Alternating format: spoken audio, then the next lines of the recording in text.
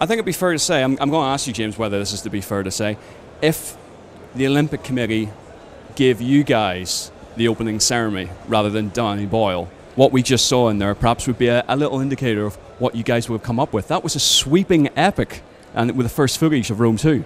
Yeah, I mean, that Carthage historical battle, it's super early code, so we're not even going to be alpha until well into next year. But what it does show is the kind of vision that we've got from the game, and some of the things that we really want to achieve certainly with the battles for Total War Rome 2. So. What we think is special about the Total War series in terms of the battles is that incredible spectrum of scale that you've got, right? So all the way down from the detailed combat between individuals, and then you zoom right out and you see it played across thousands and thousands of soldiers. It's that spectrum that is special to Total War battles. And what we want to do with Rome 2 is really push both ends of that spectrum, right? So on the grand scale, we've got huge city environments. So this city of Carthage is absolutely massive, and it's so much more detailed and intricate than anything we've done before. So we really think it gets that sense of the grandeur of the ancient world that we're trying to achieve, the grandeur of the Roman world. And the sort of epic feel of the Roman war machine marching along. And of course we've got combined battles. So this is the first time in the Total War series that we've had navies and armies in the same battlefield. So you see the guys disembarking from ships to fight on land, and you see shipborne artillery bombarding the city. But also on the other end of the spectrum, right, close up, obviously we're really pushing the graphics engine forward. The game looks so much better even than Shogun 2. But we really want to push that level of detail. We want to make the soldiers feel more convincingly human, right? So we've got facial animations in the game. We've got emotional interactions between men. So when my buddy next to me gets hit by an arrow, I'm going to react to it, right? Rather than being kind of like a robot. And what we want to do with the combat, right? We've got unit link cameras, so we're really experimenting with that, getting a soldier's eye view for some of the camera angles right down in the action, and we want the combat to feel more brutal, more visceral than we've had before, with a real sense of impact, right? That's not just about the graphics; it's also about the animations, the audio. We really want to get that kind of crunch, sense of weight and impact behind that kind of meat grinder fighting style of the Roman legions. Well, that's it. Like any single fight in this can feel an epic in its own right. Yeah, exactly. So it's about really getting that kind of meat grinder feel, and we feel that kind of reinforces the sense of scale, right? So you've got that, as I said, that spectrum of scales, but we think that they reinforce each other. So on the grand scale, it feels so much more impressive because you know that each one of those individual specks in the distance is a real human fighting his guts out. And when you're close up, you see those men really, really fighting their heart out, and you know that just feels so much more immense because you know that around you there's thousands of those fights going on at the same time. What I thought was interesting in the presentation, what came across in the presentation, is you guys are so super excited about this. It seems to be a melting pot of ideas at the moment. You guys are sort of going, we could try this and try this. So we're so early on in the development, but you guys have so much you want to put into this. Yeah, I mean, we're just really, really excited for a number of reasons, right? I mean, Rome 2 is the game the fans always wanted, right? We've had so much anticipation for this title, and we're just really excited. Now we've been slaving over it for the last year. We're really excited to be able to tell people what we've been working on. Yeah, and it's absolutely massive. I mean, we've got 100 people working on it, so it's a huge project. It's got a much bigger budget than anything we've done before. So we really feel that we're delivering here the best Total War game that we've ever done, and that's partly why we're so excited. I mean, the Roman era is just it's the ultimate empire building era. It has all the ingredients that we look for in a Total War game.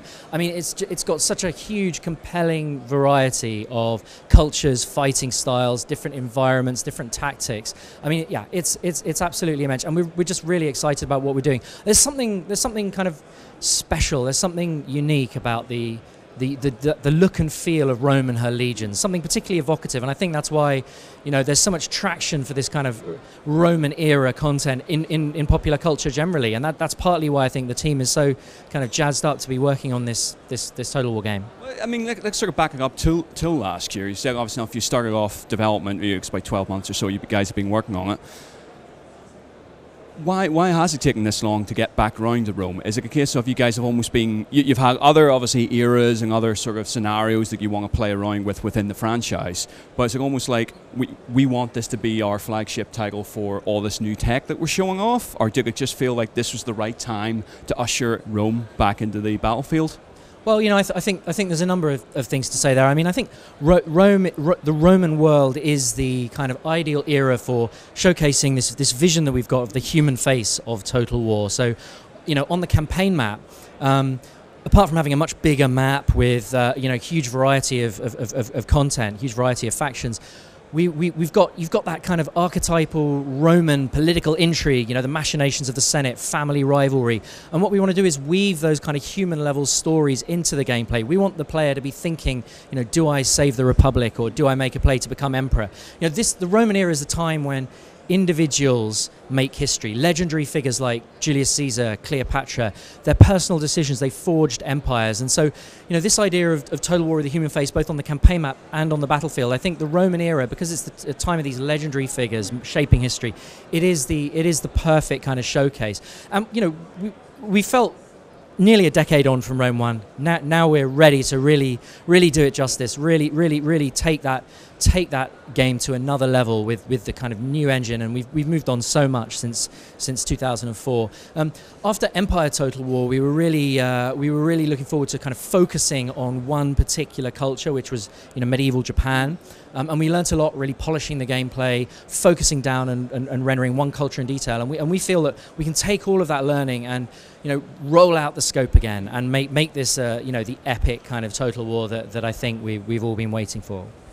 Given Nilix Rome, and like you said, Rome still inspires so many different stories. We saw during the presentation, TV shows, films, and stuff like that. You're showing different, just sort of pictures. How do you put your own particular stamp on it? How do you put your own particular vibe, feeling? I'm thinking more music and the look of the game to say, look, it has inspired so much of popular culture. Here is our interpretation of that era. Yeah, I mean, the team is obviously immersed in, everything around the Roman world, and that means kind of, detailed historical research.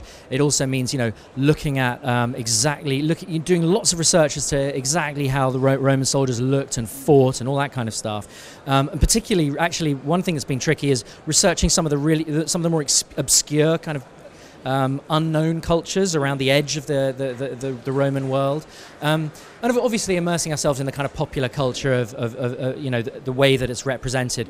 But what we try and do within every Total War game is we try to portray the world as authentically as possible, and we do that because we feel that really adds to the immersion in the game. So I mean, our audio guys and our particular composer that we've got has been really looking at authentic music from the era, making sure that the scales and the instruments are right. It's an absolutely huge effort to create that combination of real authenticity but really compelling and immersive content. And I think the whole team is doing it in their own way, right? Each individual has got their own take, and we discuss it, and we really kind of brainstorm about how we want the game to sound, how we want the animations to work, how we want the fighters to look and feel, how we want the soldiers to move, and of course how we want the politics to work, how we want the diplomacy to work. There's so much in the game, and everyone kind of really gets involved with thinking about how to make it the best it can be. Well, talking about the cultures you're saying about, those sort of fringe cultures around the Roman Empire, and having difficulty perhaps finding out the exact details of them, where do you draw that line between, okay, we may have to paper over certain elements with perhaps a little bit of creative liberty simply because there's no knowledge there of that particular thing? How do you guys balance that?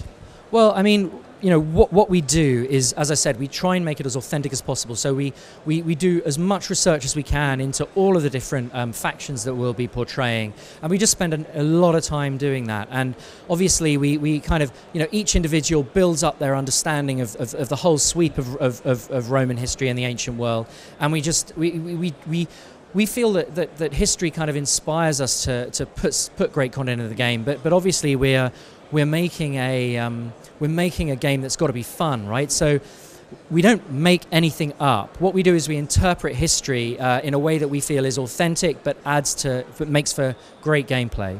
And of course, you don't want to be too realistic. Otherwise, the battles might take 24 hours with breaks for tea and collecting your dead. So yeah, it's really about making the gameplay intuitive. What the player thinks should work from their understanding of the real world, those tactics have to work in the game. So that we use realism as the servant of gameplay, right? Not the master of it. So it's there to make the gameplay intuitive and make the world feel more immersive and real. Okay, well, wrapping up then, where are you guys at the moment? What's the roadmap ahead of you? Have you got ideas exactly what you want to implement and when, or is this still like a very creative process at the moment where you're just chucking things in just to see if it's going to work? Yeah, well, obviously we're still sort of, knee deep in the creative process, but, we've got a really good idea of we know what we want to do and we're just working hard to implement it. But obviously we're still exploring some of the real details of how each feature works. So we know what we want as the feature set. We've got a lot of that framework in place, but we always keep iterating. We want to make sure that every bit of the game works and actually is the most fun it can be. So we're going to be polishing the gameplay, finishing off the game, and we're going to be alpha only sometime in next year. So like I said, this is really, really early pre-alpha code that we're showing off, but I think it shows that vision of what we're trying to achieve, and we're going to be releasing late next year. So it's going to be well into the second half of next year. So we've got to wait a while before we see you guys again. Well, the longer the wait, the better the game, right? Love this, man. Listen, thank you very much indeed for talking to us. Really looking forward. Cool. Thanks very much. I mean, we can't wait as well.